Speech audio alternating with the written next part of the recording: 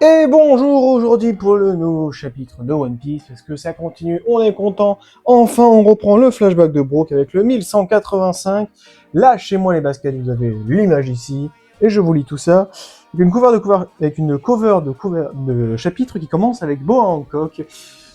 Soit le pire perso de One Piece, oui, je déteste ces persos, vous ferez avec. C'est parti.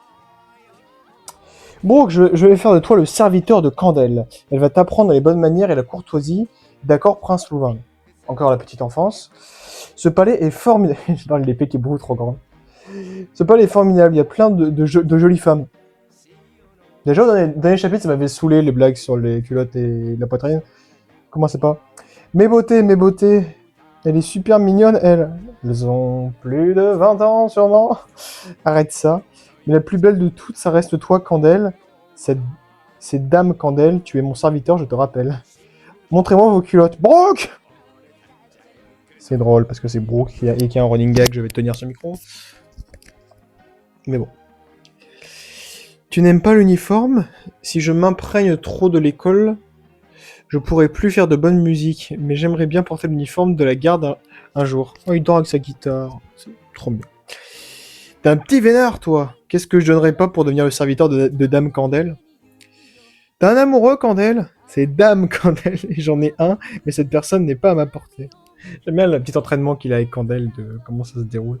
C'est plutôt mignon, il a un petit crush d'enfant. C'est encore, ça va, ça reste mignon, parce que c'est un enfant pour l'instant, donc c'est comme Shuri Gunko au chapitre précédent avant. On dit qu'elle était amoureuse de Brooke quand elle est enfant, ça va. Quand elle commence à être ado, c'est là où ça devient bizarre. C'est pour ça que pour pouvoir rester à ses côtés, j'ai perfectionné mon maniement de l'épée. Si tu te comportais comme une femme, tu lui plairais sûrement... Non, je pense que justement tu lui plairais plus en te comportant de la manière dont t'es. Inutile, pouvoir rester à ses côtés me suffit amplement. À ses côtés, ne me dis pas que t'en penses pour... Le prince. Le prince, évidemment. Dans la page. Pour moi, pas du tout. Tu portes des caleçons, Dame Candelle? Non. Hein, montre-moi ta queue. Arrête avec les blagues sur la queue. Brooke, tu dois saigner ton langage. Quand on demande quelque chose à quelqu'un, on doit y mettre les formes. Auriez-vous l'obligeance de montrer votre queue? Donc c'est pour ça qu'il le dit poliment. On voulait pas forcément avoir le lore de ça, mais d'accord. Je t'ai dit non. Il s'est pris une claque dans la gueule. Bien, elle est méritée. Pense, avant la politesse, il faut avoir du tact et des bonnes manières. Comporte-toi dignement, franchement.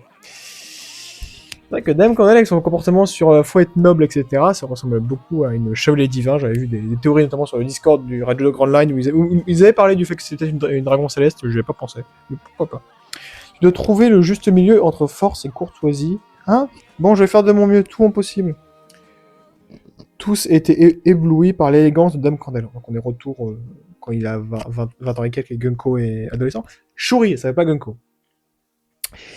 Elle était comme le soleil de ce pays. D'ailleurs, un jour, un navire du gouvernement mondial s'est échoué sur Esperia. Le pays fut secoué par l'arrivée d'une puissance sans précédent. Les dragons célestes. Ah, voilà. J'en parle. Quand on parle du loup, enfin quand on parle des connards de droite, ils arrivent. Et oui, ils nous ont vraiment mis la pression. Dame Candelle en était si anxieuse qu'elle fut alitée pendant plusieurs mois. Alitée? Ça, c'est moi qui lis mal le mot? Ok. On va dire hospitalisé, quoi. Je ne vous raconte pas l'état du peuple à ce moment-là. C'est mal d'en rire, mais on aurait vraiment dit que le soleil s'était couché sur le pays. Mais la nouvelle qui est tombée après ça était inattendue, princesse Shuri. Le prince grossier, votre père adoré par le peuple, a pris le pouvoir et est devenu roi. Pourquoi le prince grossier? C'est une traduction nulle de Louvain? Je sais pas, bon. Le prince grossier. Il a épousé votre mère, Dame Candelle. La salle de concert d'Esperia fut inondée par les applaudissements. Puis vint votre naissance, princesse Shuri. Le pays tout entier était en ébullition. Montrez-nous son visage, trop mignonne. Elle tient de sa mère. Ah, je m'égare. C'est donc pour cela que j'aime beaucoup vos parents. Pour eux deux, je serais prêt à sacrifier ma vie. Ce sont mes plus grands bienfaiteurs. Écoutez ma chanson. Le rock du sacrifice. C'est toujours papa et maman. Et moi, Brooke, si jamais je me retrouvais en danger. Ah ah! Et là, on va revenir sur ce qui s'est passé sur Elbaf. C'est la même chose, je vous protégerai au péril de ma vie. Bah, pourtant, t'as dit que tu les détestais. Juste parce que je suis la fille de papa et maman. Mais non, parce que c'est vous, princesse. Trop tard, dis-le avec du cœur. Il m'a le boudin encore. Oui, puis tu sais. Papa, appelle-moi père, tu n'es plus un bébé. Moi aussi, je t'aime, père. Oh, la dame Candelle. Candelle, elle commence enfin à être un peu sympa avec lui qui est en mode, il est quand même très mignon. J'aime bien ce petit couple. Ils sont mignons. Bah après, si c'est une dragon céleste et une chevalier divin, ça casserait un peu le truc, mais écoute, pourquoi pas. En parlant de prendre votre indépendance vis-à-vis de vos parents, que pensez-vous de cette chanson? Lâchez-moi les baskets. Ah, ça veut dire quoi ça? Bon. Non, l'enchaînement des cases est très mignon de comment c'est le dialecte d'un pays situé à l'ouest qui s'appelle Kamikagata. Mais là, dans les planches, Shuri, elle ressemble tellement à Nami, et c'est chiant que Oda, tous tes personnages féminins, maintenant, ce soit Nami, et quelques différences en plus. Donc là, de loin, on remarque à peine les yeux, qui sont la seule différence de Gunko.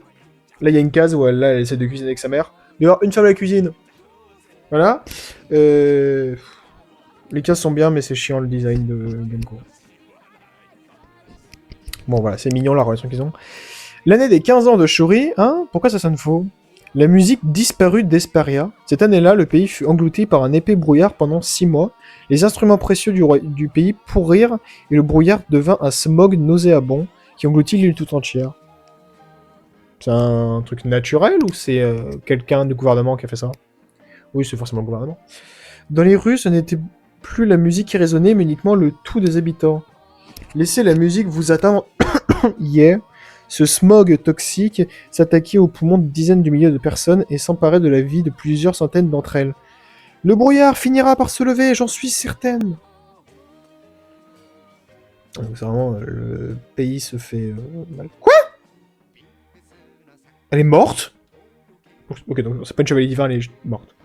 Face à cette succession d'événements tragiques et impensables, le pays ne faisait que s'épuiser. Le brouillard a fini par se lever, mais les cicatrices qu'il a laissées ont acculé la nation. Après, est-ce qu'elle est vraiment morte ou est-ce qu'elle a fait disparition? Je ne sais pas encore. Je pense juste qu'elle est morte. Votre Majesté, nous avons... Parce que c'est un flashback, et dans le flashback, les gens meurent. Alors qu'au présent, ils ne meurent pas dans One Piece. Vous êtes un personnage qui apparaît dans un flashback, vous allez mourir.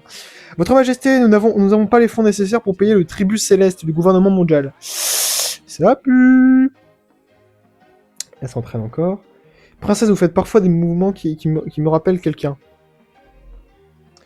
Et je vais devenir aussi forte aussi forte que mère. Je pense que vous en avez largement le potentiel, mais votre père ne vous laissera jamais vous battre en première ligne. Mon père a l'air très occupé ces derniers temps. Je pense savoir pourquoi.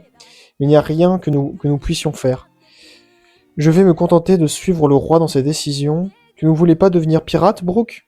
Ah, donc il voulait quand même devenir pirate à cette époque, même s'il avait ce titre. Mon devoir envers vous passe avant tout. Mon rêve personnel peut bien attendre. Dans ce cas, je viendrai avec toi le moment venu. Certainement pas. Si, je viendrai. Ça, c'est très intéressant, le fait qu'elle lui dise « Brooke, si un jour tu deviens pirate, je viendrai avec toi ». Sachant que Brooke est aujourd'hui pirate dans l'équipage du chapeau de paille, que Gunko, enfin Shuri, je veux dire Gunko parce que je veux dire Gunko, que Gunko est en train de se faire abandonner par Imu et que sûrement à la fin Elbaf va y rester. Est-ce que Gunko ne rejoindrait pas les chapeaux de paille? Moi j'aimerais beaucoup, mais encore une fois, Loki va peut-être rejoindre Vegapunk et Lilith et Bonnie aussi, Loki, évidemment, on aimerait tous. Donc on ne sait pas qui va pouvoir rejoindre les chapeaux de paille à la fin d'Elbaf. Peut-être tout le monde. Oh, ils vont sûrement nous faire comme Yamato et faire juste qu'elle reste sur son île. Bref, changement de page. Nous allons entrer en guerre contre le gouvernement mondial. Il a pété un plomb. C'est compris. Pas de problème, Brooke, c'est... On part en guerre contre le boss final? Allez. Attendez un peu, commandant, votre majesté, donnez-nous des explications, s'il vous plaît. Brooke. Ils ont exigé qu'on leur livre 1 millier d'esclaves. C'est leur seule condition pour nous exempter du tribut céleste de cette année. Mais être esclave sur la Terre Sainte équivaut à une condamnation à mort. C'est pas possible. Les navires du gouvernement arriveront dans 2 mois, et je n'ai nulle intention de sacrifier mon peuple. Ce roi-là, je l'aime. Voilà. Il nous enlève Macron, qu'on nous donne ce Louvain. Vive Louvain, président. Commandant, notre pays court à sa perte, pas vrai? Les pays non affiliés deviennent des zones de non-droit, non? Des zones de non-droit, c'est pas si mal. La ruche, c'est de la merde. C'est vrai qu'on va absolument tous se faire piller. J'ai entendu dire qu'un pays de West Blue avait récemment été rayé de la carte. God Valley? Quoi? J'ai entendu dire qu'un pays de West Blue avait récemment été rayé de la carte. Mais on est genre il y a 70 ans. Ah, donc même à l'époque, les îles se faisaient rayer de la carte par des pirates ou par des gouvernements? Ah, intéressant, parce que God Valley, c'est genre 30 ans plus tard. Jamais entendu, jamais entendu parler, écoutez, dans cette mer de l'enfer si redoutée, même le gouvernement n'ose pas s'en approcher. Je parle des pays des samouraïs et des géants guerriers. Ce sont des types qu'il ne faut pas chercher. Ils tremblent comme s'ils faisaient face à des démons. Montrez les crocs et ils vont détaler. C'est à y bien penser. Puisqu'on a de toute façon plus rien à se faire piquer. C'est bien vrai. Ils ont débarqué au port du Nord, 12e escouade interstellée. J'ai bien fait qu'il parle d'Elbaf et de Wano Kuni. Je peux pas en dire plus? Ok. Lâchez-moi les baskets, lâchez-moi les baskets. Putain, je chante comme le Rome de Binks, mais on va faire comme ça. Même au bout du monde, c'est net, ça, ceci restera gravé dans nos têtes. Et ce pays, vous n'en ferez pas votre conquête. J'aime bien la mise en scène, avec le drapeau du gouvernement. Commandant, ils ont atteint le palais, bloqué les escaliers, j'y vais. Pourquoi je veux pas aller me battre? Ne dis pas de bêtises, si tu es prise en otage, nous ne pourrons plus rien faire. Ne soyez pas ridicule, princesse Shuri. Un garde? Ah, princesse Shuri, le jardin où nous nous promenions si souvent est en feu. Si je m'énerve Ah, mais il y a aussi les parrains de la mafia qui sont dans le coin. Si je m'énerve et que je perds la tête, vous allez tout trembler comme des mauviettes. Votre majesté, princesse Shuri... Où il a l'air... Pourquoi il fait cette tête?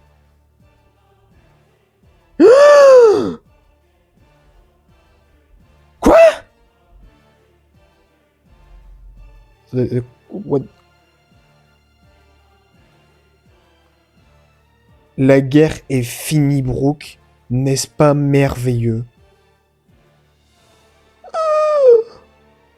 Donc, on a une scène où Gunko et Louvain en demi-réversi, qui elle a fini par le tuer, donc elle est vraiment sous contrôle d'Imu. Et dans la salle, il y a l'air d'avoir un chevalier divin qu'on connaît pas, avec un énorme cigare et qui est assez imposant. Ouais, c'est un chevalier divin vu l'allure ou autre. Ou un marine, en tout cas un mec du gouvernement. Mais à côté, nous voyons une grande forme de nuage avec une sorte de bec et des yeux. Est-ce que ce ne serait pas l'un des 5 doyens, Mars, qui se transformait en ça sur Eged? Est-ce que ça va être le développement d'un des nouveaux membres du Gorosei, qui était donc le fléau de Brooke? Le problème, c'est que dans ce cas-là, si Brooke a Mars devant lui, pourquoi t'as pas réagi sur Eged Island où t'as vu le mec qui a été à la cause de la fin de ton pays, de ton roi, et qui a manipulé la princesse? Je ne sais pas. C'est très intéressant. Je pense que le prochain chapitre sera le dernier des flashbacks de Brooke, où on le verra se sauver grâce au capitaine pirate du Rumbar. Je viens de voir que la caméra a coupé la vidéo. C'est pas grave, je vous mettrai quand même les images, quelque chose à côté. Un petit personnage qui bougera, on verra. Et même, je pense qu'il va fuir l'île avec l'aide des pirates du Rumbar, qui va essayer d'aller en mer, et qu'on va voir le reste du flashback de pourquoi ils sont fait attaquer au Rumbar, etc. La rencontre avec Laboon, Crocus, etc. Et de qu'est-ce qui est arrivé à Gunko en Terre Sainte. Sur ce, c'était le vautour, et je vous dis à la prochaine. Bisous.